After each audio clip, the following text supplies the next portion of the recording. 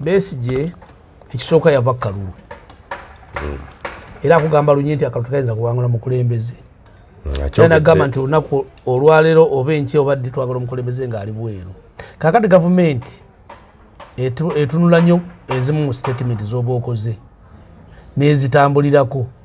Bwe malu zitambulirako eyinza okwekengera n'agamba nti ono agenda wano agenda kukola ki. Kyakubiri akatabo ako kalonkinga kabale tekagenda kuleka Ruto the same. Naye ate bayongedde ku damejinga, bwayongedde kunafuya nsi, gwe okulabika ng'omukulembeze bweri ng'atakyalina buyinza nti you can deport people. Eyo sikere ebadde tekyali mu East Africa gye tugenda okulowooza eyaki kubaka twali batulowooza bintu birala. Unity kwegatta unity tuli mumu tulina percentage emu tetukyasobola kuba na biwandiiko bisukka bwe ensala bwenti kiwandiiko kiri kimu eringa identity card bwe ndaga identity card yange ne bagisuulamu neraga nti yenze tekisi kyentaaga na passport ye East Africa ye gwe ulwadi batukola ki ulwadanize ku zoninga bya bulimi gwe Kenya olima ki kyosiga okulima ewuwo nange kyenimere betujja okuwanyisiganya bisigadde bigende e Bulaaya kandi batuba tukyali ku scale ekwata bannabyabufuzi baddiza mu bbuutu kitegeeza tutambula tuddayo emabega kubanga zimu ku nsonga ffe ezaatunnyonnyolwa bakayindo tafere ennaku z'omwezi zaali oba 6 omwezi gw'omunaana 1981 ezo zannyonnyolwa bakitaffe bajjajjaffe kusibira abantu bwereere babalanga babattira bwe tebalina musango. Ezo ze zimu ku nsonga ezaatwala omukulembeze mu nsiko.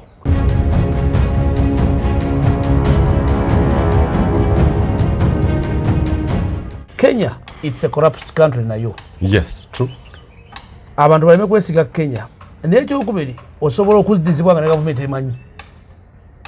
Banna Kenya nga beeyambisa security zaabwe ng'obawadde ssente basobola okuzza omuntu nga ne gavumenti ekola ki. Kino bya birundi eki? Hajirindako kuba akola nga minister w'ensonga z'ebweru w'eggwanga foreign affairs yabadde ku show ne Jeff Koinange namugamba bino ffe tetwategeera kutegeera n'owa polisi yennyini naye agamba nange sina kyembikola ki.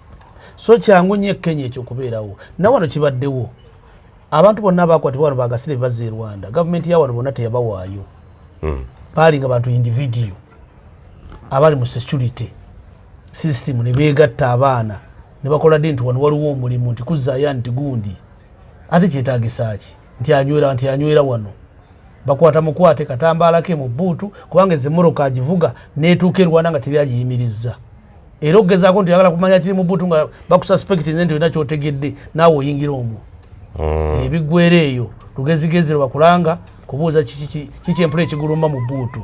Wenzo gati we butu ngere mwe mutwala ki butu ngere gulumba nawe yingire kuba oyinza okuleeta obuzibu olina kwokoze eki olina kyotegedde. Kakati Besigye ayinza okuddizibwa nga gavumenti yamuzizza eye Kenya naye kigikakatako okumanya security yiyo lwaki tebakuwamba.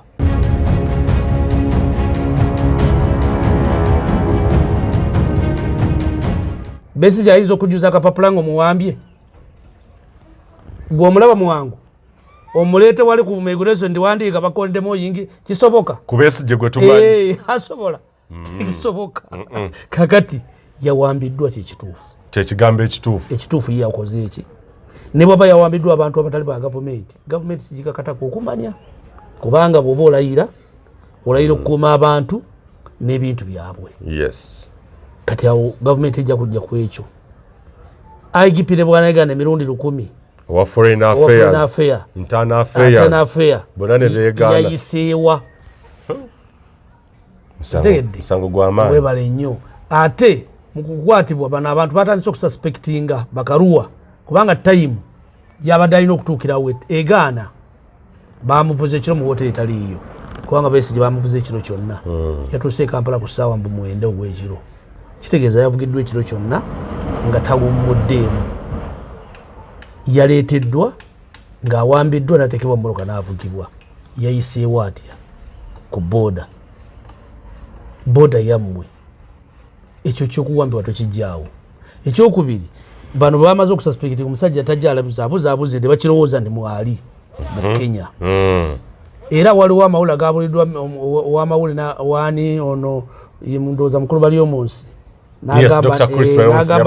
n'abyegaana kakati abantu abamu bali omunsi mumunenye nga mulekamu security cooperative tezikola bwezityo tebasobola kuleeta besigye bali omunsi n'amanya kobula bakendeze nga mangu okukola statement si buli munnamawuli wakubira essimu gwe ng'oteekawo ki bakuba bakutomezza kubanga gwe eddoboozi ly'eggwanga ye yatomedde watomedde ng'ogamba nti omusajja tetumulina tewalina nsonga lwaki gavumenti yaffe ekwata omuki ate nga substandard ziri mu Africa nnyingi gwini byanyima yeyasoose okutegeera ekiro ani amubuulira n'asooka owa national guidance Chris Baryomunsi kakati eri munda eriyeeta abantu abalala Dr. Winnie Byanyima is much informed talinawo ayinza okuba nga alina mu nsi ze ez'ebulaya gy'akola emirimu yeyasoose bagamba nti ali mu military mukwate yakijjeewa ng'ayogerera gavumenti tamanyi webale nnyo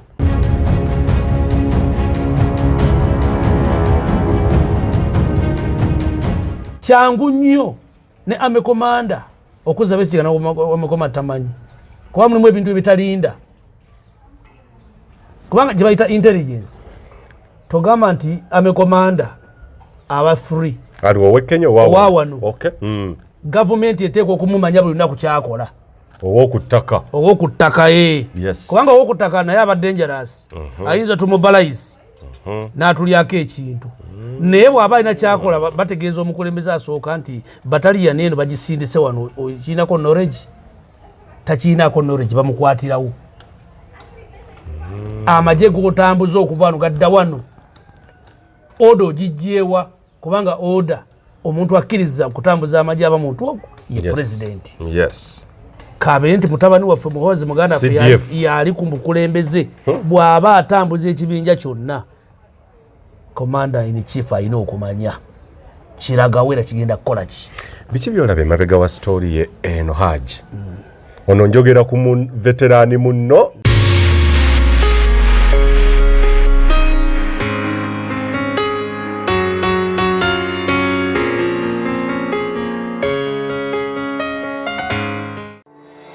weesiimye mwattu oli wa mukisa okukira abalala omugugu gw'ebizibu by'ettaka gukutikuddwa Brand Property Services Limited ku lw'ettaka eritaliiko nkaayana ennyumba eziwedde okuzimbibwa wamu n'ez'okupangisa apartments ez'okupangisa wamu n'okugula mu mawanga ag'enjawulo okuli Uganda, Kenya, Bungereza, Dubai, America wamu ne Canada okuddaabiriza ennyumba oba ebizimbe byo property management n'abasaveya abakugu abataakufere twekwate ku nsonga zonna ezekuusa ku by'ettaka nga kw'otadde n'okugobera ku kyapa kyo kati pazo y'eby'ettaka ebadde kukaluubiriza egonjoddwa bw'okwataganye naffe tukubire ku noti 773-824-79 oba noti 773-216-58 noti oba otusange ku MT House omwaliiro ogusooka room 5 ewazana ku Entebbe Road okuliraana ekizimbe kya Muguluma Empire tukyalireko ne ku website yaffe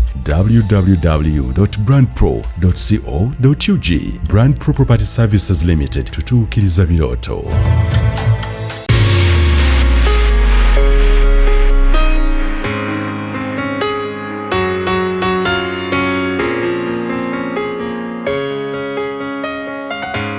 abalungi abatuwuliriza era abatulaba olunaku olwaleero tukyaddeko ewa Sheikh Ashraf Dembe. Sebo nsanyusa okubalaba. Amannya agange ye Sheikh Ashraf Dembe akola ku bizibu by'enjawulo. Omuntu singa aba alina ebirwadde musomereddwa tunywa amazzi ga lukuya nga bw'obadde ogalaba tugenda abantu ku kyoto ne twokya emizimu emibi egibabaamu n'okulombeddwa abantu singa abeera ng'ali wano atuuse sobola okumulombereddwa ne waba atatuuse nga mpadde amannya ge naye ng'ali wala naneetaaze enamba yange yeeno eri 0770-76-37-11 nammwe bannyinaffe abali ebweru oyagala okuba nti oyagala okulombera ku ddwa ng'olina ebizibu viza zibuze amaka gakolongotana sente zikola zimpita mu ngalo ojja kumpeereza ekifaananyi kyo n'amanyago ebyo byokka bijja kummala nja kukulombera edduwa ojja kutereera olunaku olusembayo mu mwezi mba n'edduwa eyawamu ffenna n'abalwadde bange abakadde n'abapya. Salaamu alaikum warahmatullahi wabarakatuh.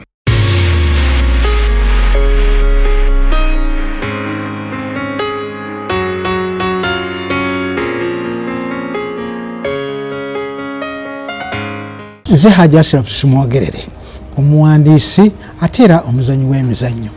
Mu bitabo by'empandiika bikwatagana ku bulamu bwaffe obwa bulijjo oba nga buyita social, political and economic. Oyinza okusoma ebitabo byange nga otusinkana ku WhatsApp yaffe eri 0756 12 65 15 nga osobola okusasula $1.5 buli mwezi. Waliwo comments oba $2 nga omutali comments. N'awalala oyinza otusinkana ku Amazon ku Simwogere Ashraf Kindle. Nkwaniriza nnyo otusinkane era n'ebitabo byaffe osobola obifuna hard copies okuva ku Mukono Bookshop oba okulagiriza ku WhatsApp namba eyo oba enamba yaffe eyo gye nkuwadde. Nkwagala nnyo.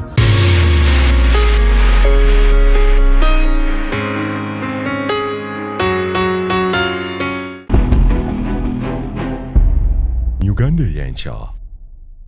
Kale abalungi tubaaniriza bali ku Uganda y'enkya nate ndine Hajji Muhammad Kizito Karoole bwe tubeera ku mukutu guno kuba tochi mu nsonga ezitali zimwe zigenda maaso mu ggwanga Uganda. Era nnyongera okwebaza mwenna abateeka feedback oba comments ku programs zaffe zino ze tukola. Mwebale nnyo, mwebalire ddala nammwe abassaako ebibuuzo. Kale olwaleero Hajji njagala atulambululire n'otukubira tochi mu mboozi ya retired Dr. Kano Kizza Besigye. Ono y'omu ku founder members b'ekibiina kinnansango ekya FDC va ku kino ekirala ekijja. Batandikira mu reform agenda. Sajja yali mu majenga political commissar. Naye sabbiiti gye tukubye amabega bamufuumudde oba mu lulimi olwangu yawambiddwa oba yabuziddwa mu ggwanga erya Kenya n'aleetebwa mu ggwanga Uganda nga ne Nabugisi mufungize era ne bamuleeta mu General Court Martial nga bagamba nti omukulu alina emmundu z'atalina kubeera nazo mu mateeka oba nga azinna mu bumenyi bw'amateeka.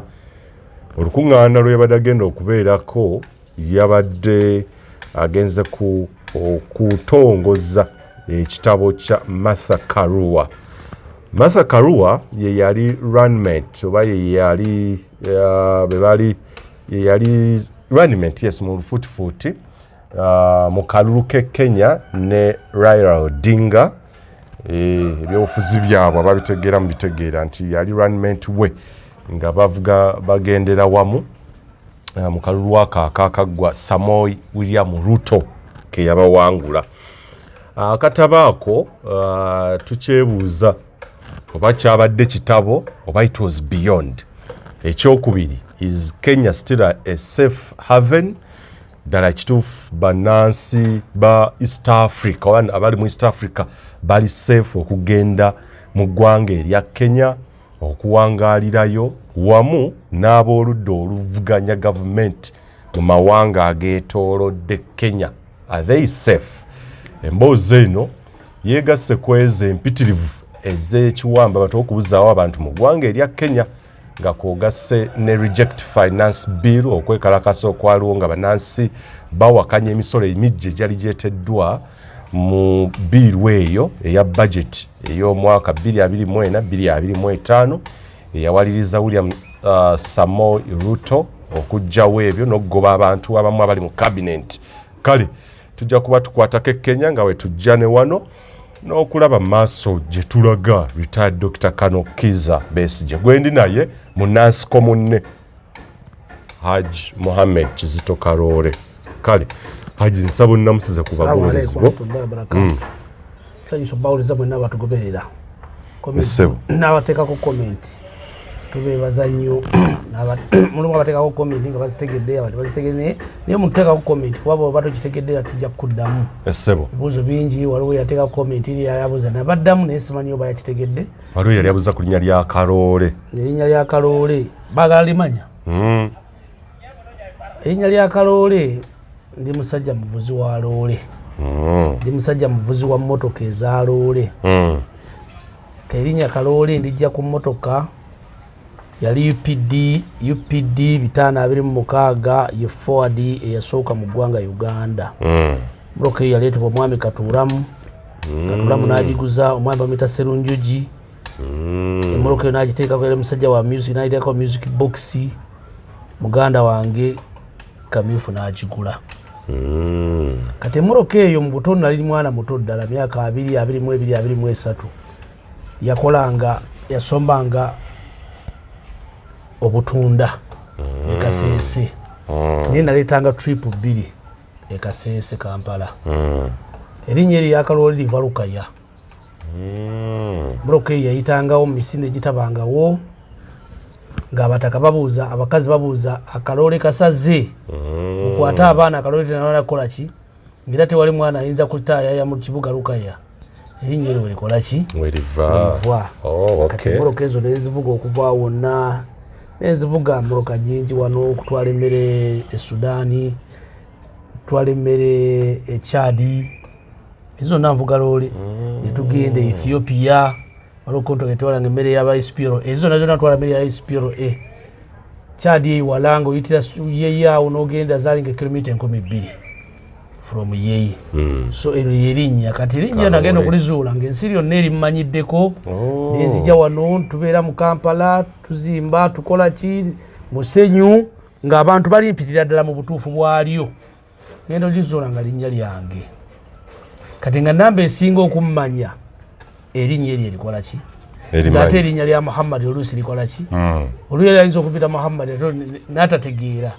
Naye Kaloole mu Amerika balimanyi, Bungereza balimanyi, abagenda bonna eyo ligimu okuva mu 9 bonna era kasalira kasitaasangako Kaloole tabuuza. So kati erinnya eryo nenditeeka ne mu biwandiiko nenkola affidavit nendayira ku passport kweriri. Yes. Waswenga did pull. Nenditeekako Kaloole. Yes. Oh my God. Abadde ayagala olimanya erinnya lyange ddala. Nickname yampebwa abantu ate ku mirimu gye nze nkola waliwo abaana abalala bajja bazuula banzibulamu abaana 3. Waliwo mutane wange Faruku mukuzizza nga sinze muzaala naye nga ensi emanyi nze muzaala nendowooza okusinziira ku birungi oba ku byanfunamu yazaala omwana n'amutuma erinnya eryo. Nembeera ne muganda wange musajja nsinga obukulu kati ali myaka nga 75 naye yazaala omwana oluvannyuma. Mwana oyo kati anaatera okuyingira ndowooza university mabega oba otanaba naye yamutuma Kaloole olw'ensonga embeera gye namusiŋŋaanamu. Manyi tutambula mu nsi muno bade tuyamba abantu. Nze nasiŋŋaana musajja mukulu munnange ssaawa 2 ez'ekiro ngenda Sudaani ali awo mubuuzi ogwo n'agala siina ne kyendya nziza wabbali siina kyenkola ki siina kyendya ne mugawo kakasa taga siina kyendya tokola siina mulimu. Ne mugawo osobola ogenda e Sudaani nti taata nsobola naye n'agenda nti tugende n'agenda ate nga siina kyendekera bantu nenkwata emitwalo 2 nengamuwa ne mugawo agenda nkusiŋŋaana ebwayise kuba motoka gye nali ntwala ate yali ya muganda we ate nga tebakwatagana. Nengenda n'omwami oyo Katonda n'amuyamba n'akola abaana bonna abaali tebasomyi bonna ne badda mu masomero ne basoma university ne bazaala n'omwana ow'ekikadde kati n'aŋŋamba nti nkwagala eka sijja kukola mukola matokoze eki n'asitula omwana oyo nga yamutuma erinnya Kaloole kati n'azibulamu erinnya eryo. Omwana gye bali bajja bawulira era ne ku biwandiiko mu ddwaliro baliko Kaloole. Kati n'omwana owokusatu mulenzi ali awo ali Dubai eyo naye namusanga mwana muto tubeera nga tusomba ettaka ewa gundi eyo naye nga mwana muto bamugobaganya ne muga jangu wano ne muwa ekitabo n'awandiika tambulika okutambulira ku mmotoka Katonda teri banne abaana bato temwenyooma. Omwana omulimu gwonna mwogenda okugira bwati nga yagula magulu 10 bamuyita Kaloboozi ali Dubai kati yazaala omwana n'amutuma Kaloole. So kati n'abaana aba bebakakubbulamu. Oh my God. Haji tugende ku nsonga ya munnansi ko munne yali political commissar wammwe retired Dr. Kanokiza Besigye. Kyekiri babega w'emboozi eno biki bye tutalaba bisukka ku katabo musajja kati ali mu General Court Martial tibamukutte n'emmundu. Naye ekyo si kipya mu Africa. Buli lwogenda okulwanyisa omuntu yenna atudde ku bukulembeze oba togenze kulya piraawo. Ebyo bino ebintu byolaba bwe biba tebihappeninze kwabo tuba twewuunya bwewuunya. They must to face those challenges. Bino bigwa ku bantu abatuufu. Kakati ate si kipya muyinza okirabanga olwalo nti kitandikidde wano. Abantu bangi nnyo baakwatibwa ne bazzibwa ku mulembe gw'Obote. Waliwo n'omulala bamutta, yali musajja bamuyita Bazira ndowooza, yali musajja w'emmanga Kasese eyo. Bamukwata ne bamuddiza mu bbuutu era bwe yadda wano yafa. Si yekka, waliwo omulala bamuyitanga Balaki Kiria, yali Musoga. Yali nno best man w'Obote ku mbaga ya Miria. Naye Obote yamuzza. Yali best man we naye yamukola n'amukola ki? N'amuzza. So si kipya ekyo kigeze okubeerawo era abajja okudda bali bangi ate abantu balina okukimanya. Kenya, it's a corrupt country nayo. Yes, true. Abantu balime kwesiga Kenya. Naye ekyokubiri osobola okuddizibwa nga ne gavumenti emanyi. Banna Kenya nga beeyambisa security zaabwe ng'obawadde ssente basobola okuzza omuntu nga ne gavumenti ekola ki? Kino bya mirundi eki? Hajirindako kuba akola nga minisita w'ensonga z'ebweru w'eggwanga foreign affairs yabadde ku show ne Jeff Koinange namugamba bino ffe tetwategeera kutegeera n'owa poliisi yennyini naye n'agamba nange sina kyembikola ki. So kyangu nnyo Kenya ekyokubeerawo na wano kibaddewo abantu bonna abakwatibwa wano bagasire bazza e Rwanda. Gavumenti ya wano bonna teyabawaayo. Baali nga bantu individual abali mu security system ne beegatta abaana ne bakola ddi nti wano waliwo omulimu nti kuzzaayo nti gundi ate kyetaagisa ki nti anywera wano bakwata mukwate katambaala ke mu bbuutu kubanga ezemmoroka agivuga n'etuuka e Rwanda nga teri agiyimirizza era okugezaako nti oyagala kumanya kiri mu bbuutu nga bakususpectinze nti olina kyotegedde naawe oyingira omwo. Ebiggwera eyo lugezigezi lwe bakulanga kubuuza kiki empula ekigulumba mu bbuutu. Oyinza ogati we bbuutu ng'erimu mutwala ki bbuutu ng'egulumba naawe yingire kuba oyinza okuleeta obuzibu olina kwokoze eki olina kyotegedde. Kakati Besigye ayinza okuddizibwa nga gavumenti yamuzizza eye Kenya naye kigikakatako okumanya security yiyo lwaki tebakuwamba oba oli munafu nnyo lwaki abo tebakola ki kuba yayise ku airport. Airport yayiseeko kuyita ku airport kirala mu kuwambibwa teyazidde ku airport naye yayise nti yayise mu bbanga okulinnya okutuuka ku kisaawe ky'ennyonyi ng'era bamanyi nti akoze kyazze mu ggwanga. Ate kakati ekyo kirala yalinnye Kenya Airways n'ayita Entebbe n'alinnya ennyonyi n'atuuka Naivasha simanyi we yatuusa Moi International n'avaamu awo gavumenti wesooka okukoma kubanga ekukonedde mu stamp weemanya nti Besigye akoze eki ayingidde eggwanga. Kakati ebiddira wakati abo biyinza okugaana ayinza obutabimanya. Kakati nze yazze dda nga nkwetaaga nze mmanya kubanga information njijja wano nti aboodinze ate ne wabeera waŋŋamba nti afulumye ne tekisi egenda okutwala nyinza ogiplantingawo mu tekisi ezisooka 10 mu layini ziyinza okuba ezange nzakutwala nga nze nzikoze eki nze nziteeseewo tekisi 10 muzo emu gyojja okutuulamu kuba bwe ndeeta emu eyinza okugibuuka. Haji ku nsonga yennyini Martha Karua avuganya gavumenti omu kubavuganya gavumenti ya Samoei William Ruto omukolo ogwategekeddwa sisuubira nti gavumenti yadde egumanya kyegamba ebintu bibiri waliwo kiri eky'emmigration kyoyogedde immigration ayinza okukomaawo yina atakola ekyo kituufu naye mu bintu ebibiri nti nkuwa ebyokukolako bibiri gavumenti esobola omuzza 10 ku 10 eya Kenya era tetuyinza gijjako ekyo mu kumuzza toyinza gijjawo eteekwa okuba ekakatibwako ne bwe batemanyi buvunaanyizibwa bwayo.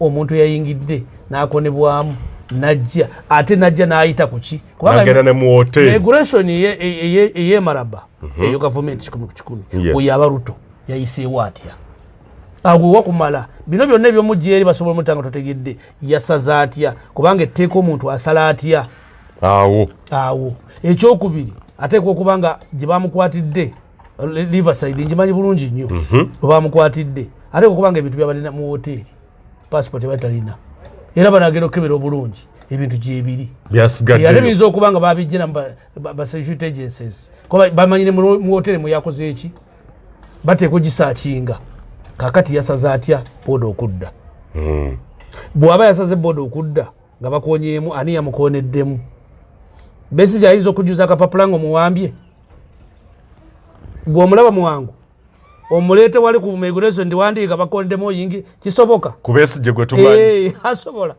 kisoboka kakati yawambiddwa kyekigambo ekituufu ye yakoze eki ne bwaba yawambiddwa abantu abatali ba gavumenti kigikakatako okumanya kubanga bw'oba olayira okukuuma abantu n'ebintu byabwe kati awo gavumenti ejja kujja ku ekyo IGP ne bwanayigana emirundi 10 owa foreign affairs internal affairs bona ne beegana yayiseewa musango gw'amaanyi webale nnyo ate mu kukwatibwa bano abantu batandise okususpectinga bakaruwa kubanga time yabadde alina okutuukirawo egaana bamuvuze ekiro mu woteri taliiyo kubanga Besigye bamuvuze ekiro kyonna yatuuse e Kampala ku ssaawa 9 ogw'ekiro kitegeeza yavugiddwa ekiro kyonna nga tawummuddeemu yaleeteddwa ng'awambiddwa n'ateekebwa mmoloka n'avugibwa yayiseewo atya ku booda yammwe ekyo ky'okuwambibwa tokijjaawo ekyokubiri bano bamaze okususpecti omusajja tajja alabiza abuzaabuze ne bakirowooza ndi mwali mu Kenya era waliwo amawulire agabuliddwa ow'amawulire waani ono ndowooza mukulu bali omunsi n'abyegaana kakati abantu abamu bali omunsi mumunenye nga mumulekamu security cooperative tezikola bwe zityo tebasobola kuleeta Besigye bali omunsi n'amanya kwabula bakendeeze nga mangu okukola statement si buli munnamawulire wakukubira essimu gwe ng'oteekawo ki bakuba bakutomezza kubanga gwe eddoboozi ly'eggwanga ye yatomedde watomedde ng'ogamba nti omusajja tetumulina tewalina nsonga lwaki gavumenti yaffe ekwata omuki ate nga substandard ziri mu Africa nnyingi Winnie Byanyima yeyasoose okutegeera ekiro ani amubuulira n'asooka owa national guidance ani amubuulira kakati eri munda eri yeeta abantu abalala Dr. Winnie Byanyima is much informed talinawo ayinza okuba nga alina mu nsi ze ez'Ebulaya gy'akola emirimu yeyasoose obagamba nti ali mu military mukwate yakijjeewa ng'ayogerera gavumenti tamanyi webale nnyo kakati nammwe bamala temupakuka si buli kyakubuuza ojja kikola ki kati bali omunsi yatomedde mu kuddamu naye gavumenti ng'egenda okukwata omuntu eyinza kutegeeza ati bali omunsi abo bali wala sisitemu efuga ensi babali omunsi tebayinza kusembera yadde mu lujja wangi taata tebasobola kusembera mu lujja sisitemu efuga ensi eggwanga Uganda bali omunsi ne mu lujja tasobola kubeerawo bano bifaananyi abantu abafuga ensi baba balala okitegedde singa lwaki wabeerawo kye bayita intelligence ne deep state eyo deep state ebeera etegeerwa abantu batono nnyo omukulembeze w'eggwanga ne beya trustinga wabula ffe kulowooza nti bw'obeera minister information ne weeteeka ku paati y'ensi toli part of the state zensonga lwaki twogera statement zitakola ki ezitagwatagana kyangu nnyo ne ame komanda okuzza Besigye n'amekomanda tamanyi kuba mulimu ebintu ebitalinda kubanga gye bayita intelligence togamba nti ame komanda aba free aliwo ow'Ekenya owawano gavumenti eteekwa okumumanya buli lunaku kyakola ow'oku ttaka kubanga ow'oku ttaka naye aba dangerous ayinza tumubalaizi n'atulyako ekintu naye bw'aba alina kyakola bategeeza omukulembeze asooka nti bataliya neeno bagisindise wano kiinako knowledge takiinako knowledge bamukwatirawo amagye g'otambuza okuva wano gadda wano oda ogijjeewa kubanga oda omuntu akkiriza kutambuza amagye aba muntu ogwo ye pulezidenti kabeere nti mutabani waffe muhoozi muganda waffe yali ku bukulembeze bw'aba atambuza ekibinja kyonna commander in chief alina okumanya kiragawo era kigenda kukola ki biki byolaba emabega wa story ye eno Haji ono njogera ku veterani munno ebintu ebi byemwakola obiraba kati akonomanya akakabadi wano byabufuzi wano babadde beekengedde kino Besigye ekisooka yava Kalulu era akugamba lunye nti akalulu tekayinza kuwangula mukulembeze era nagamba nti olunaku olwaleero oba enkya obadde twagala omukulembeze ng'ali bweru. Kaakati gavumenti etunula nnyo ezimu mu statement z'oba okoze n'ezitambulirako. Bwe mala zitambulirako eyinza okwekengera n'agamba nti ono agenda wano agenda kukola ki. Kyakubiri, akatabo ako kalonkinga kabale tekagenda kuleka luto the same. Naye ate bayongedde ku damejinga, bwayongedde kunafuya nsi.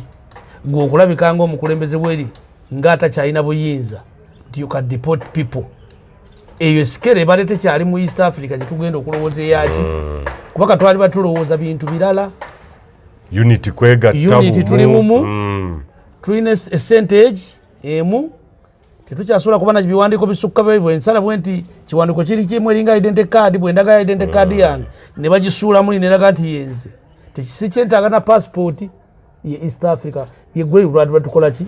Olwatulanize ku zoninga bya bulimi gwe Kenya olima ki. Kyosiga okulima ewuwo nange kyenimere betujja okuwanyisiganya bisigadde bigende e Bulaaya. Kandi bwe tuba tukyali ku scale ekwata bannabyabufuzi baddiza mu bbuutu kitegeeza tutambula tuddayo emabega. Kubanga zimu ku nsonga ffe ezaatunnyonnyolwa bakayindo tafere ennaku z'omwezi zaali oba 6 omwezi gw'omunaana 1981 ezo zannyonnyolwa bakitaffe bajjajjaffe kusibira abantu bwereere babalanga babatira bwe tebalina musango. Ezo ze zimu ku nsonga ezaatwala omukulembeze mu nsiko.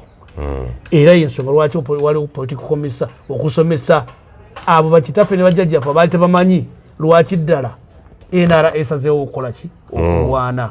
Kati bwe kijja mu myaka 4 kiba kitegeeza twalwanira busa. Tuba tuzzeeyo kati kitegeeza tulina okuddamu okuttukiza 10 points program buto ffe nga NRA ne NRM twebuuze wawe twabulira. Ate olwaleero eggwanga olizza mu layini si kukwata Babesigye, ekyo tekikyasobola. Tekikyasobola okuza eggwanga mu layini si kukwata Babesigye. Meeza eyo sigenda kuva ku nsonga sigyogeddeeko. Meeza kuba nabo balina ensonga. Babesigye mu ggwanga si bagwira. Kituufu. Eggwanga lino Uganda lusuku kibanja ky'abajjajjaffe. Bajjajjaffe betwogerako bakabaka abaasooka betuyita bakintu ne tujja olwaleero ne tujja ku mirembe gy'Abasuuna Bamukaabya okitegedde ne tujja ku Bamwanga bajja ekyo kibanja ky'abajjajjaffe tujja tukiyita naffe tukibeera mu Bubeezi. So Babesigye bali entitled ku kibanja kino ekya Uganda. Bwajja n'akubuuza nti omuvulo ogwali wali gwalagawa tomukuba bukubi muyita omunnyonnyole nti muganda omuvulo ogwo nti olimba ajjaga nti olimba omuvule guli gwe gwakola entebe e Kenya. Kale ensonyiwa kituufu nakola ensobi tusimbe emirala naye si kumukwata kukola ki. Kubanga okukwata Besigye bintu bingi nnyo betugenda tudamejinga. Besigye alina abamugoberera. Okukwatibwa kwe kutegeeza ki Haji? Okukwatibwa tunaatera okutuuka kalulu. Saawa eno intimidation erina okubeerawo ennyo kubanga akalulu katandise okukola ki okusembera.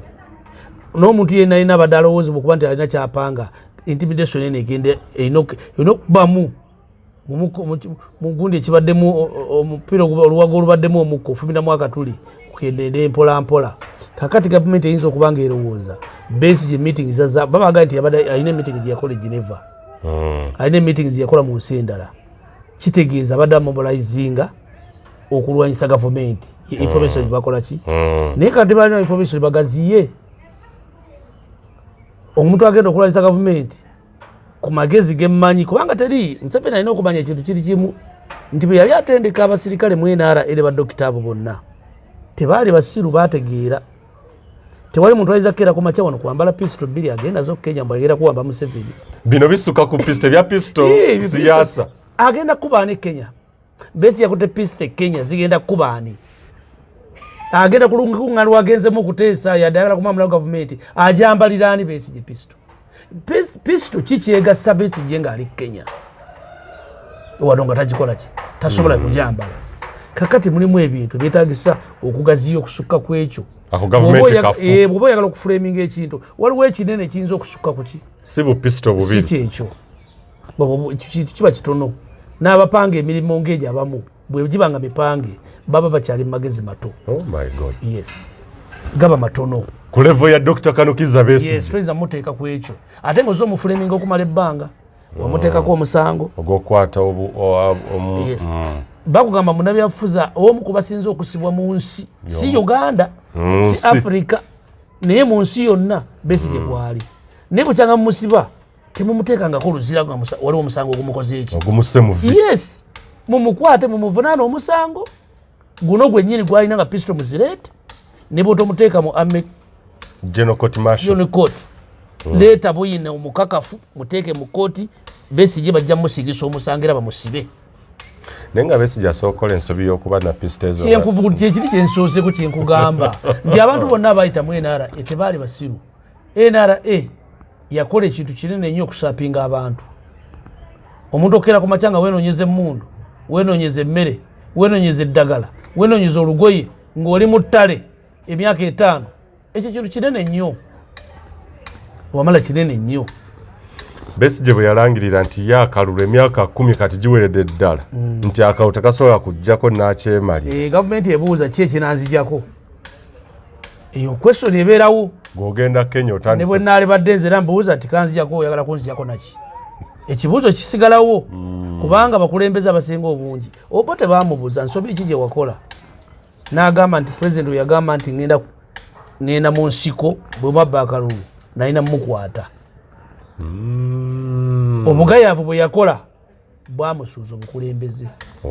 Mu 1962 eyali gavana bwe yali akwasa Uganda obwetwaze yayambaza Idi Amin ranka y'obwakaputeeni n'amugamba nti Obote nkukwasiza obukulembeze wano gwe prime minister kaddiyo omusajja oyo tujja mumusobola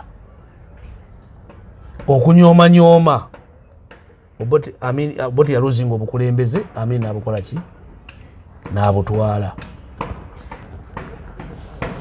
Yensobi Obote gye yagamba gye yakola kakati ye President Museveni student omulungi kubanga Museveni is a good student. Yes, true. Mu bintu byonna byazaayitamu tagezesa.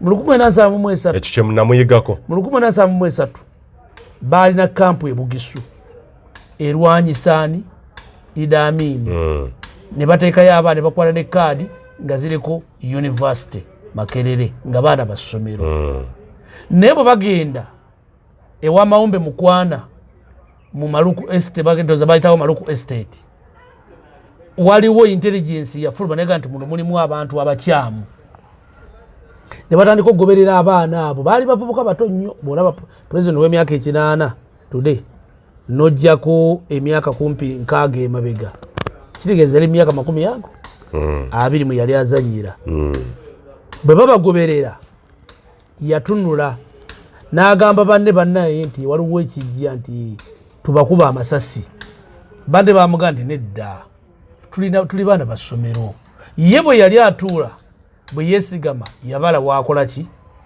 wadda era ye muntu eyawonna banne babakola ki babatta yagamba nti okuva olwo nasalawo ekigambo ekyange kyekyenkomeredde kyova olaba ye alina last word bwannakyemalira bwe butandikirawo last word esembayo agijjaawo singa bano bakkiriza kye yali agamba tebaalefudde singa yasitukiramu nakyekoya nokyekolera kati yensonga eno ebintu ebimu byolaba Besigye tayagala kuleka kantu konna nga takabikkudde yetawa mulabe second chance ateriyo era yesinze n'omusomosa emyaka 40 tagaba chance yakubiri oba akuzaala oba oli mukyala kasita amanya nti ekyo kimutwala naawe tokola ki tagamba nti mukyala naye nawe gwokola ebyo takulinza kibuliri mufumbiro wotadde omwiko ogukoma omulawo ng'ofuluma nju ye President Museveni tagaba chance yakumeka bamugamba obwana buli ku Northern Bypass bwambadde red buyimba people power bwana muto mu bukubi kati ebyo yensonga lwaki Besigye message eyo gyayogera eyinza okuba nga President Museveni gyatambulirako nti akalulu obululu tekakyasobola kukagaana pulaani B erina okukola. ate Besigye yatuukiriza kya pulezidenti kubanga Besigye si yasooka okwogera ekyo. Pulezidenti Museveni emyaka egisusa 25 yakugamba nze ndi kota pini fe abavugaali muteyingira Nnyondo efuluma na Nnyondo nayijja na Mmundu ngenda na Mmundu. Ekyo kitegeeza mu Luganda ekyokubirikana akapapula tekayinza kunjja mu bukulembeze ke kalulu naye ng'ate akanoonya okufiirawo anoonya agala okukola ki naye tekasobola mujja muki kakati ate naawe okakasa kyayogera kitegeeza otegedde message ye bwe mba sivaamu nakalulu oyagala kunzijjamu naki.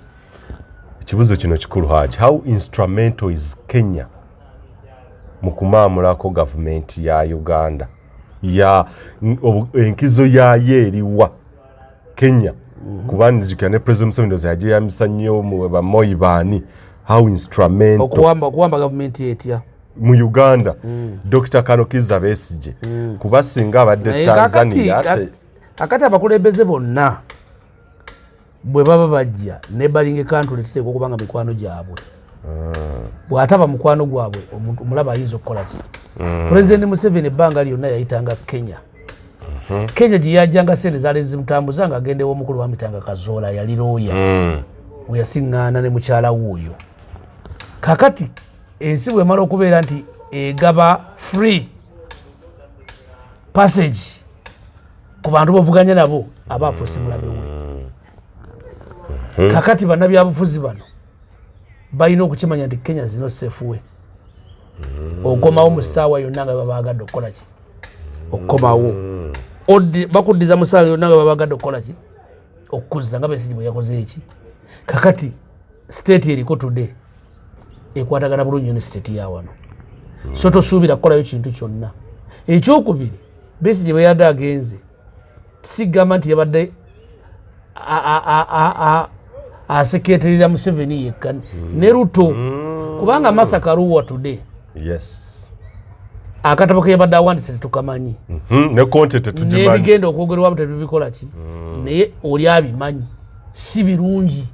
Tewali wagenda kuyimira katuuti kugenda kutendereza Ruto yabadde agenda katuuti kuvumirira ki ate nga mukulu Ruto amaanyi gasinga okuba nago olwaliro ga kalulu siga amaanyi Kenya amaanyi gaggwaawo. Essaawa eno kijja kuba kya buswavu nnyo nti takomyewo ttaamu yakubiri ayuyuziddwa mu kisanja kimu myaka mitono nnyo. Kakati ebintu bingi nnyo obunafu obuzze bubeerawo ate mwongera ku nafu yeera ye. Kakati ebyo bintu ebyo gavumenti eba esobola omuyambako ku kino. Njawulo kye yali wakati kuba mutabani wo Kyagulanyi ku Uhuru Kenyatta yagendayo tumanyera President actually na statement gye yakola gye buvuddeko mwaka guno ng'ajeregerera agamba nti by the way statement gye masooka nayo yogerega bino ngaga nti manyi muneeno mu Kenya mulimu opposition elements ezikwatagana n'abaseketerera atera bayita abatayagala gavumenti ddala omuli Babu Owino this boy Babu Owino mukwano nnyo gwa mutabani wo Kyagulanyi. Statement ebo ogigatta n'ebya Besigye olwaleero tusogikola bulletinga Babu Owino ne Kyagulanyi is a big threat to President Museveni kubanga nti generation yonna emuwuliriramu ng'abaana naye kati generation emuwuliramu ng'abaana eyo si kyekizibu President Museveni threat. Kyagulanyi kizibu nnyo tayinza kukola rebellion ku gavumenti ya Uganda kubanga characters ze ne bwazaakula si zaabaddemu. Besigye mwangu nnyo mu ekyo kikola. Oli mutuufu. Bobi Wine we are non-violent tugoberera amateeka tokuba muntu tokola ki. Dr. Kanokiza Besigye defiance baawukana agibuusizza n'ensata ndizogitwalawa Kenya bw'eneekwata omuliro bagita bazitanga batya Gen Z wabalaba bagenda kudda second route egenda okuba ey'obulabe bagenda kudda second route egenda okuba yaki ey'obulabe singa bakomawo second route ey'obulabe bwe basala ensalo ne basanga nekino ekikola ki ekiri wano kubanga ennyumba President Museveni bwe yali agenda mu nsiko tewaliiko muntu yenna mu ggwanga Uganda yalowoozaako nti waliwo n'omuntu ayinza okwebaka mu ttale. Naye bwe yagenda mu nsiko okwebaka mu ttale be yagenda nabo tebaali bantu beewaabwe. Yannyonnyola abo batamanyi nti ettale balyebakamu. Nannyonnyola abayizi atamanyi n'emmundu bagikookinga bwe bati bamaliriza bagyeko obuki obukulembeze. Kakati Besigye si Kyagulanyi. Kyagulanyi mulabe asobola okukunga abaana asobola okukola ki naye violence eri ono gy'asinga okutya ayinza obutagisobola gigendamu yeye emmundu. Kati kyekyo waba kisuspectinga Kyagulanyi ajja kwogera akomaawo naye ono kiki beyond message eno bw'eneeyongera n'egatta n'egyesanga bano abaana ba Kyagulanyi ngenda kukomawa. Kati alina okutandika okulwanyisa ebintu ebyo nga bukyali. Kyagulanyi akunze numbers bantu bamukkiririzaamu bamugoberera naye ekikutula ekisumuluzo takirina. Dokita ono oyo gwasuubira ye threat kakati atajja agwe mu maanyi gano oli omwana gamaze okuzimba. Olaba bwe tugenda nga tutegedde awo wali obuzibu. Statement y'omukulu ng'ali Kenya tetugitwala lightly nti si ntono kubanga wakiraba olwaleero pulezidenti Uhuru yeeyitanga hasla. Yes. Bamufukamiza. Yes. Si yafuga Kenya today. Yes. Abaana bagenzi be bafuga ki? Yes. Ate balina sekendi ki? Luutu. Kakati gwe bw'onootandika okujja ebigambo by'abantu abasajja babeesigye bizitowa. Era bw'aba ayimidde katuuti awo ajja kwogera ekigambo statement tambuke ku social media ensi yonna egigule. True. Kakati temumukkiriza kwogera kubanga ebigambo byadagenda okwogera bali tebigenda kujjako Ruto ne Museveni ku ssaawa eno naye bali bigenda kusigala nga bitambula. 2026 biyinza okufuuka ekizibu ne ku Ruto ekisanja ekiddako biyinza okutandika okukola ki okutambulira awo.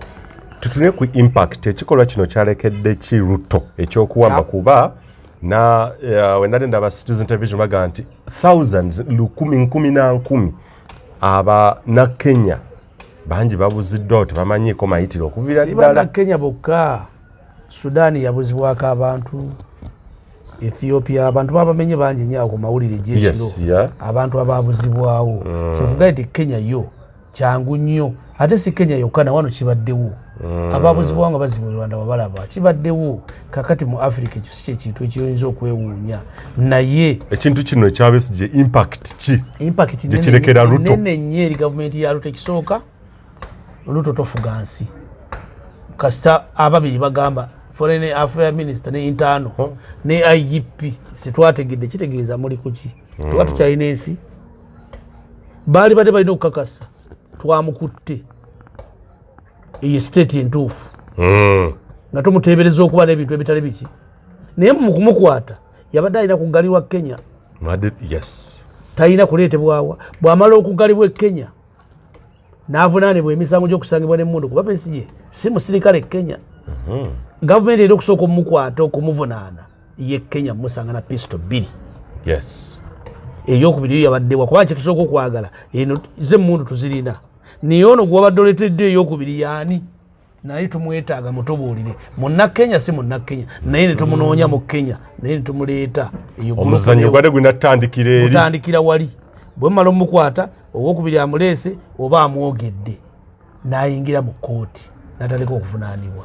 Gavumenti yano bwe beemwetaaga neemusaba balooya booli ne bagamba nti aa tetujja mumuzzaawa onaateekamu defense n'awangula omusango ne bazza Besigye e Kampala. Eyo yebadde enkola entuufu mu international relations ya diplomacy. Bwate bwaba alina dde okukola ki okudda omuzannyo gwabayiiseeko. Kale bayinza okuba nga tetebaguyisiza kuba n'abasajja ba professional ba IGP. Eyo tegiyitayo abamu kwa IGP wa Kenya kizibu nnyo mu konvinsinga okukwata omuntu ajjaka someone ate vako someone like Besigye omuntu amanyi impact yakyo yakimanyi. Kakati nabana abaana abali emanju okujjako nga gavumenti budifendinzi naye nabagenda kufesinga emisango. Ekisooka tewayinza kubeerawo any footage yonna egenda kulaga luutu kubanga emmotoka eyamuleese bajja gitandikira Malaba. Ani yali Malaba? Yayita wano saawa mmeka? Motoka ki? Namba ki? Neyo mukubo gyejja mulimu amakemera bagirabe emmotoka yatambula essaawa 9 yeeyo. Kyangu nnyo okutegeera abaleese eki. Naye ekyo kisiziira gavumenti ekiramu interest okunoonya abamuleese oba kuba kisiza gavumenti bweba yemuleese mu inner circle gwe IGP byoyogera birala kubanga mulimu n'ebintu IGP yototegeera. Security bweba yagala okukola president yakugamba aba parliament baga twagala tuwatusaba kutwala amagye chwa e Congo. Bwabeerawo obuzibu sijja kusooka kusaba nze nsooka kukuba nenkomawo ne mbategeeza natwala amagye Congo nakwesa bilioni wezit waliwo emergency. Kakati noono IGP bajja mubula tewabaddewo ekyetaagisa kyade ekitalinda kubanga ensi zino ziraba mu Africa. Lieutenant asobola okutuuza Kano ku ttaka. Yes. Gweoyinza okuba ziti oli IGP ng'eyakoze order okutwala oli bw'omutegeera toddamu kukuba ssimu ogamba badalesa amawole nti fayiro eyo gizeeyo tondeetera bizibu. Impact eriwa ku ggwanga Uganda ku gavumenti ya President Museveni impact ki ekikolwa kino? Kwe kuddira biwalwanyisa ate n'obikola kati bw'otandika okuwamba abantu olwaleero ate nga message giwatuwa ne 10 point gula mboda mwezi soma tedi zinaba kuggwawo kitegeeza oba maze okweryamu olukwe weeriddemu olukwe biwayogeranga ate byokola ki kubanga ekyakusinga okutunda abasajja bawambanga abantu kituufu abasajja battanga abantu kituufu nga n'abantu abattibwa baali bakyamu basi bakyamu kankuweeyo omu mu 1974 bwe mba siri correct ne kyaliwo president Amin ng'ayita mu batabani be aba state research bafuna information ti waliwo emmundu eziri ekabaale ew'omusajja Kalambuzi tiyakimanya nti state etekoze eki baamukwata emmundu yazeegaana naye olwokukakasa kwa bano kwe baalina omusajja oyo baamutta naye mu kumutta yakola damage nnene nnyo ku gavumenti yani ya Amin kubanga yali musajja mukiga prominent man mugagga akolagana n'abali ebweru bageza okutambuza ebigambo nti amuttidde bwereere. Emyaka 6 emabega bazzukulu be baali bazimba mu makage bagenda okuzza okutandika ekizimbe bagenda okusima omusingi AK47 27 tetwaddamu kuwulira kutunnyonnyola nti omusajja Amin gwe yatta kituufu yamuttira ki kituufu yalina emmundu mu nnyumba byakomaawo naye monita emmundu yazikuba eggulu yali kuba monita okitegedde kakati ebyo byebintu byewalwanyisanga Amin byakolanga ki naye nga n'Amin abantu beyattamu baali batuufu oyo yamuttira buki bwereere. Kakati bw'otandika okuwamba abantu ng'ekikuwambisa bezi kiki nga yalinnye ennyonyi Kenya Oils yagirinnyiddde wano yo kakazo yali besi tagenda kudda mu ggwanga Uganda besi gye weyagala omukwala tutawala kirere ekasanga tiwaali tali mu ggwanga mujja kusala amagezi mugende mu planting ewe ebyokulwanyisa wayingira mu nnyumba nga muga nti bibino tubisanze wano gwe kakati mumulinda mutyo gamba nti yabadde piste Kenya 2 abazannyi babadde baana bato nnyo ba junior si batuufu sibeekakasizza nze muzannyo ngulaba nguteekako X ennene si mutuufu babadde bamulinda n'ayingira bongera kwonoona gavumenti ya Uganda girabisa bubi naye nga byonna kitava ku ssengejjero kifuuka wankindi nimu ebintu olwaleero bitakyasobola kusolovinga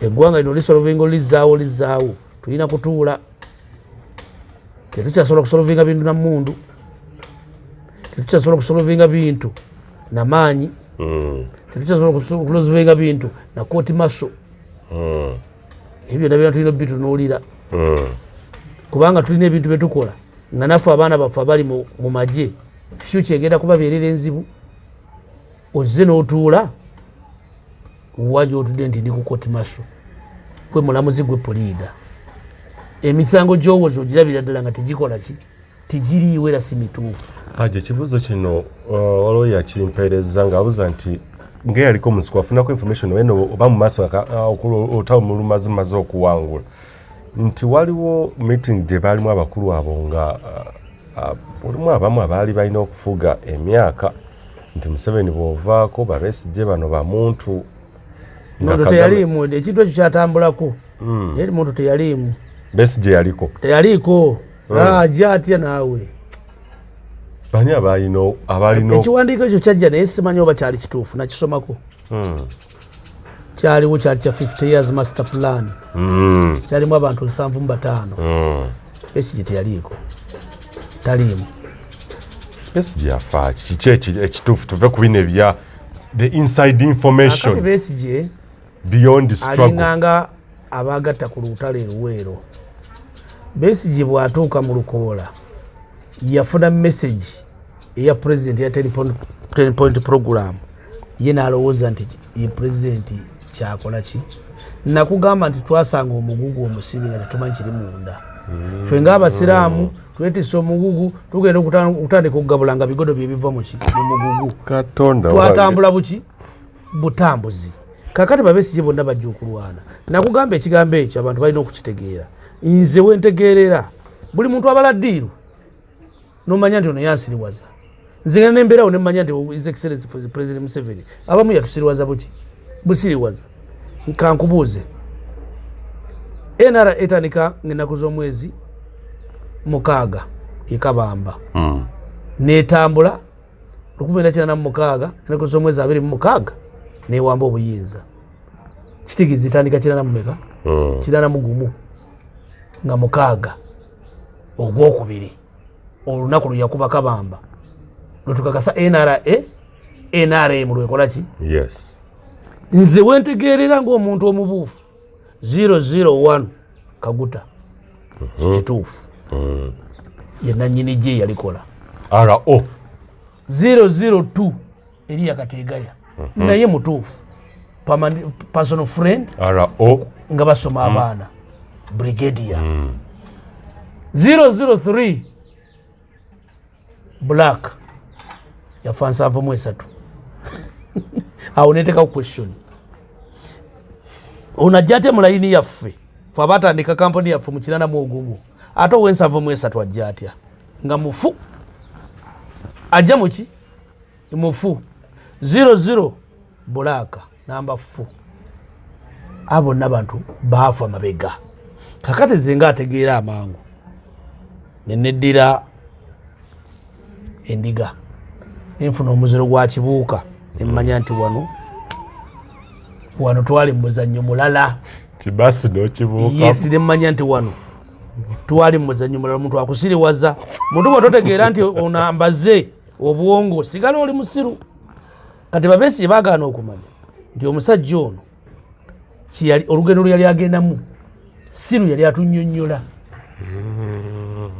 kati Besigye olaba ati ye bwe yamala okutegeera ekyo ye ate wali n'akola ki n'adda wali naye era kyamusuubira nti ajja mugamba badde mu lugendo olukola ki ekyo tekiriiyo awo tusinga okubulira kati ekyo obuuza nti waaliwo nakiwulirako nawula ku master plan eya 50 years nagiwulirako yalimu abantu 7 nga mukyali musiko mwali kino kyajjo kyeno waggulu nnyo sikya mu nsiko naye nga bagamba etula mu 1992 nga mwawamba dda wakitula kati kitegeeza bya waggulu ebibaga etula 1991 sigikakasa era sigimanyi nti yaliwo naye nalaba ku kiwandiiko ekyo nakisomako naye nembayo ebintu by that time nga ndabanga propaganda ne maaso gye tulaga olaba akyali propaganda mulimu ebintu bye nasomamu ebimu ebiri mu layini ebimu si byonna n'ebimu mbitunulamuko muntu afa ki ku bannamagye baneeno mugisha muntu and see a threat mugisa muntu musajja muntu mulamu yava Makerere kitaawe mugisa muntu he was not supposed to be in a gorilla war taata we bamuyitanga muntu yera yes ye mukwano gwa president Obote nfanfe musajja oyo wekazala nyamunuuka awo yenna nyina essomero baliyita Kitunga high school Mugisa Muntu najja mu nsiko nga be baana abato abatandise okusoma oyinza okuba taata ali mu layini eno yagiriyo mu bukyamu Mugisa Muntu yaprovinga kitaawe nti yadde Obote naye oliyo mu buki oliyo mu bukyamu Mugisa Muntu yafuna obuvune n'aleetebwa wano era yatwalibwako ne mu maaso g'Obote ng'akomezeddwawo ne mu nsiko basooka mu rejectinga nga nsonga ki mulabe Mbega Muntu yasooka kubeera bamuyita Mbega kino ekyammalo ekyefudisi kyowula sikitandise kati ne mu nsiko bamuyita Mbega mwana waani wa mukwano gwono ebwajja wano era yaddayo naye bwaddayo ne bamukakasa kaka n'abeera nga is a very disciplinary officer yali mulungi naye naye ekintu ekyo yali akirabanga ekyabwe era mu bantu abaali balowooza okuba nti bajja kukwata ku kintu kuba Mugisa Muntu was junior Mugisa Muntu bukirana mukaaga Museveni agaba ranka Museveni yali funa lieutenant general Tumwine yali namba 2 yafuna lieutenant general namba 3 yali Rwejema yafuna lieutenant general Frank Rwejema namba 4 yali Sale kuba Sale yali junior wa Tumwine yali junior wa Rwejema abo bafuna ranka yenye abantu bameka eyafuna abafuna Major General tebafuna Major General eyafuna ranka eddako yali Tunyefunza brigadier Matayo Kyaligonza brigadier Taddeo Kanyankole brigadier ndowooza waliwo n'owookuna Mugisa Muntu yali lieutenant Mugisa Muntu olw'okuba nti yali loyo nnyo mu system ng'atali disciplined alina eggulire yaleeta era eggulire President Museveni n'alitwata n'akola lishafu n'agoba Batumwine bonna bagundi bonna abajjako Mugisa Muntu afuuka bikomanda bali myaka 27 eggulire lyali kihaji alina ebyaliyogera byala bibiri munda security ziyaleeta n'agamba nti waliwo ekitambula ono olw'okuba tagezesa bonna yabayiwa n'agamba gwaleese ekitambula gwe mutuufu n'amujja ku lieutenant n'amuwa Major General olw'ekikolwa ekyo ogiraba bw'abuuka ne babrigadier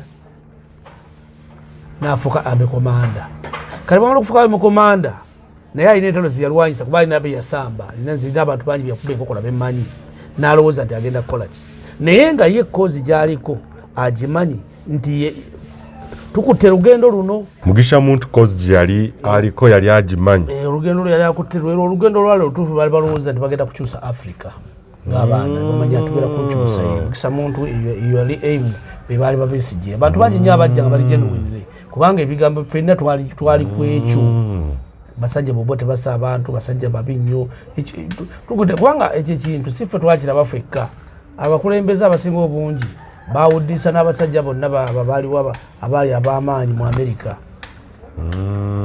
the best breed of empya eya Africa aba Ethiopia, Eritrea, Rwanda, Uganda waba mu West Africa waliwo ekipya kye bakola ki kye balaba naye nga nabo bali ku muzannyo gwabwe gwe baleeta si kye baali bagenda kyeki era boogera okukola nti ebintu bigenze bikyuka si mu bulungi bize bikyuka mu bubi kati Mugisa Muntu kyobuuzizza si threat kwegamba ng'omuntu alina ebintu ebimuluma ate Mugisa Muntu karakitazi alina kubeera faaza teyali musirikale yalina kusigala mu kigo yali mu kigo yali musajja wa kigo embeera zonna ntalo tazeetaaga nnyo kyovala n'obufuzi obubwe bw'aba agenda oyinza butamulowooza ne mukalu mwali talina defiance eyo okitegedde kakati ye Mugisa Muntu talina nnyo threat kuki nekikyo wadoga nti Besigye mu layini tebaalimu nabo baatumira butomezi ki kintu kirala bantu bangi bajja kubeera somwa disappointed bonna abaali balowooza nti ekintu kyaffe si kyabwe lage gitweteka si yali yaffe yali yaffe ate ekiganyi ekituleetedde obuzibu ne tutategeera ne tutakkiriza tukyali kulowooza nti keeki yali ki yali yamu nedda teyali yaffe bali abasajja bayiga byabwe birala essaawa eno ne bakola birala kyokula tubanenya ebintu bingi lwaki temukoze kino kyetubagamba okukola si kye balwanirira okukola bo kye balwanirira okukola bakikoze bakimanyi era bakikoze era bali happy ku kyo era bakitambuza era weekiri kinagaana buki kinagaana bugaanyi nekyange ekigaanyi. abalowooza bali ku mitimbagano egyo balowooza nti kano kandiba akabadya k'okuzza Dr. Kano Kizza Besigye mu byobufuzi kumutunda na muzimba kujjawo Kyagulanyi nga gavumenti wano ye muzimba bwe guli bwe balowooza aba kisoboka naye sijja kitwala. lwaki Nze omutwe nina gwange ebintu byonna Besigye byakoze nakugamba tewali munnabyabufuzi ajja bikola mu ggwanga Uganda. Ekyo kimu era tekwagenda kubeera munnabyabufuzi mu generation zonna ezibaddewo asinze kuteeka Museveni obunkeeke ngaani retired Dr. Kano Kizza Besigye. Exactly.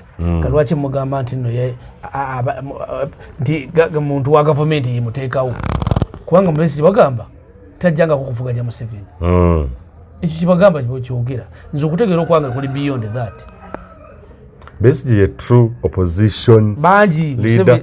Si yekka abantu gye bali bona ogamba true abantu balina kubezi mafuta. Besigye is true okuvuganya Museveni Kyagulanyi bwali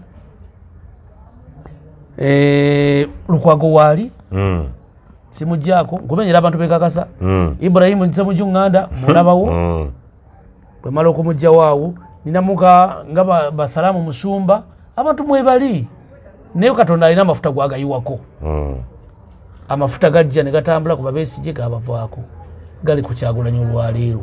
Kyagulanyi toyinza muyita nti musajja wa Museveni ng'abantu bwe bakyogera kuba abantu bangi nnyo bakugamba nti Kyagulanyi musajja wa Museveni si kituufu. Era nga boogera nti Besigye oli nti bano bali mu mizannyo bali mu ddiiru zaabwe kuzannya byabufuzi. Ensonga lwaki olaba nti abantu bonna mu kibiina tebafuna first grade naye nga abasomesa aboogo ne subject eri egi lwaki onaafuna birala n'onaafuna birala mutwe bwe mutwe kikyo kyennyini. Kati omutwe gw'abantu buli muntu gujjamu wakyakola ki gwe gubadde nti Besigye moolo mu kitwale gwe badde ne Mugisa muntu moolo mu kitwale gwe mwadde nti Kyagulanyi gavumenti ki agent nakyo mu kikole ki mu kitwale future jabba bulira. So takanya na bagamba nti eno move ya kuzza sikikanya nakyo mu byabufuzi kunafuya Kyagulanyi nga fe tunafuwa n'okwata Mugisa n'okwata Besigye bwoti gavumenti efunyemu oba eri mu kunafuwa bunafuyi. Genda ku mitimbagano gy'ensi yonna olugirabe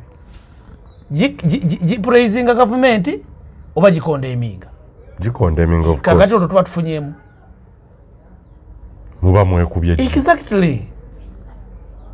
Nekyekugambye nti nakugamba nti buli seconds gyetumala wano emu tweyongera emabega ebintu byetukoze ebirungi twabikola byaggwa nga tumaliriza Haji Erias Lukwago yali mu musango guno yawolereza Dr. Kizza Besigye yabirinnyemu nga tunabigende yanayolekera e Kenya agenza kufuna bujulizi ayongera kubikkula kabina kiri manju kyaliko essaawa eno kubanga first of all eri Lukwago munnamateeka eriyo basiniye bannamateeka abagakoze ebyakumunja basinga abagenda okumwongera okumuwa data nengeri ebintu gye bitambulamu. Ekyokubiri eriyo opposition abalungi mu kutegeera abagenda okukola analysis egenda ku bintu by'embaga gy'ensi yonna nga nabo kati balwanyisa luto. Gavumenti ya Museveni okukwata Besigye bwe bayamuzizza yakoledde opposition ye Kenya.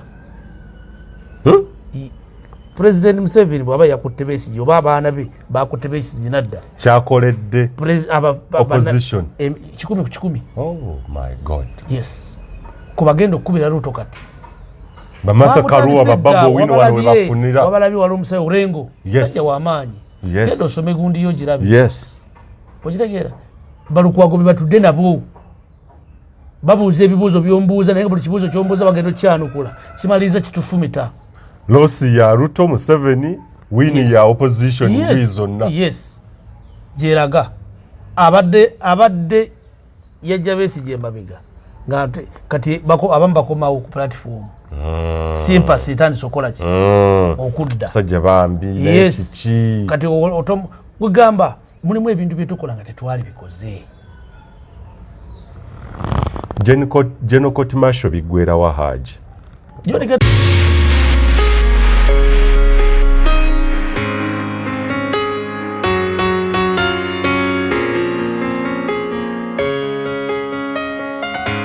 tumaso tera musango gwenza kusingisa muntu wabula erina mubeezaawo kifuba kumala budde kubeeraawo mwetooloole batabani bange bonna bali General Court Marshal balina okwegendereza future gyeri future ejja kubalamula bubi nnyo. Tolina buyinza kukwata muntu gw'okutera kakoofiira, just kakoofiira n'omuteeka kukwata maaso myaka 4 ogenda kukibuulira otya abantu ng'olina be wasonyiwa abatta abantu n'obajeruza nga babasala gwa kufa. Ni Jamiru mukulu tawozesebwa mu court martial. Webale nnyo mugamba yeyo ky'abantu ekichwamba abatta abantu ogw'okufa balwage sisi bawanteeka abantu batta abantu babirikadde bali bweru nga n'abantu bebatta boogerako bamanyiddwa nti yo yatwalibwa ng'ava ewandegeya gundi yamutwala emmotoka ye n'agivuga ku street wamusonyiwa okutta owakakofiira myaka 4 ogenda kunnyonnyola otya ensi future gyerigenda mu maaso nti wali wasoma nnyo amateeka oba walina buyinza. Tufune ekintu tufune ebyokuyigamu. Abasajja bali wano bagende batunda omusajja wali awo omusajja yali akolera state research. Yes. Taliyo wali mukatale jinja. Taliyo namulabako nga very smart yambala enkofiira yambala ebitengi bya bivavaava kuli conference center awo bw'agensi yonna ejula okwebaka ku ttaka. Taliyo wali oba atunda doodo taliyo wali jinja. Gowani ali ludda wami komande yasembayo. Naye wali awe Kawempe bannasulu bafudde bali awo. Ensi eno tulina ogyegendereza, obukulembeze tubwagale, tumanye nti tukomye kubanga ffe nga NRM bannange tewali akyatoma. Abantu bafunye ebintu bwe guba muzannyo kutusasudde nemu kutusasula tetuleme kusasulamu maziga bannayuganda. Tubayite buyisi batuba tukuba tubagambe tumenye omugo ogukubere munaye mugo guno gwena kube sikyaddamu tutuule ku mmeeza nti enkovu yinu tikankutwala ejjama libakuggyeko enkovu sajja ajja kukola ki kakati obadde ogamba ki nti mutereeze ebintu ensi ejja kutusonyiwa future tukisigaze n'abaana baffe basigale nga bakola ki nga weebali naye mwe mwagala abaana baffe baddemu batunda amenvu nga boolaba abaana babamiini. Abaana babamiini bali mu kutunda menvu wansi wano ku junction ewa BM Kebifo kulida kunakumati yero tunula abaana batunda amenvu awo bonna. Abaana bakitabe bonna basulanga kololo bannaye muleke kulowooza nti ffe tusoose okusula kololo. Abaana bakitabe basulanga wa bajjajja basulanga wa batunda menvu. Bwenzo kunnyonnyola omwana omugamba nti kitawe yavugako eyita sport ayinza okikkiriza. Abalala bali mu kulonda bucupa balonda bucupa bajjajja basulanga wa nzoloza ekintu nyinza okyagala nti abazukulu wange agenda alonda ecupa enkya nga nze struggleize mu mbeera ey'obunaku ennyo sironze ecupa lwaki njagaliza omwana nga alonda ecupa nga ate okulonda ecupa is one day olunaku lumu lumumala olwo nsi kukyuka bubi lumumala paka lwalifa ne bwaliwanga emyaka 10 ng'alonda cupa katonda baba muyambi nga tagendedde mu nsindika gano.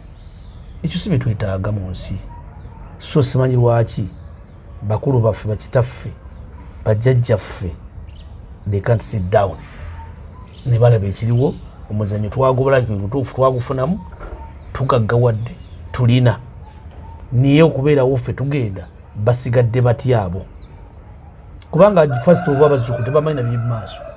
Abazzukulu abasinga betulina olwaleero they don't know. Amanyi laptop na jjajja mugagga na tata mugagga jjajja asula kololo kundi kitanga asula kololo jjajja naye yazimba kololo kitanga ali mbuya bye bamanyi bajja basomera history enkyanga bakaba n'amaziga batandikira okujjako mirambo gyaffe bakubenga entaana emiggo tata tetwamanya nti wakola kino nga buyina jja bamumutereko omwana bamugeze okutunda ejjajjawo byeyakola abantu tuna kitabo byabadde akola abantu. Muzzukulu wa Besigye atunula ate n'omwana yakuba endabirwami ya Besigye n'ateekamu kamulali ageramu gy'ajinga ate ng'alina obuyinza nti famire yeeyo tosobodde kugyenenyeza kubanga okwenenyeza kimalawo ebintu bingi. South Africa okulaba nti yaddamu neetambula nga bwesobola okutambula. Mandela yasobola okuyamba n'omusajja oli. Nze Mandela simuwa buwanguzi bwa South Africa naye yalwanirira. Ono omusajja ali Dick Luck. Both are Dick Luck. One of the day waliwo yata Mandela gwempa obuwanguzi. Yatula naga nti banna nti byetukoze tubikoze Mandela akamwewe bwetu tutambule n'ensi. Oyo yatesa abazungu gye bali. Naye abazungu abasinga banyigirizibwa ne babasinga na mundu singa temuli muzungu n'oku mu South Africa. Niye ekibaleeta ekyo batesanga bakyalina amaanyi ne basigaza ebyabwe. Tetujja kusuka wana abakulu tukwatagane mu programu endala. Mungu wanaabakkiriza Katonda kuuma maaso moja. Amina. Uganda y'enkya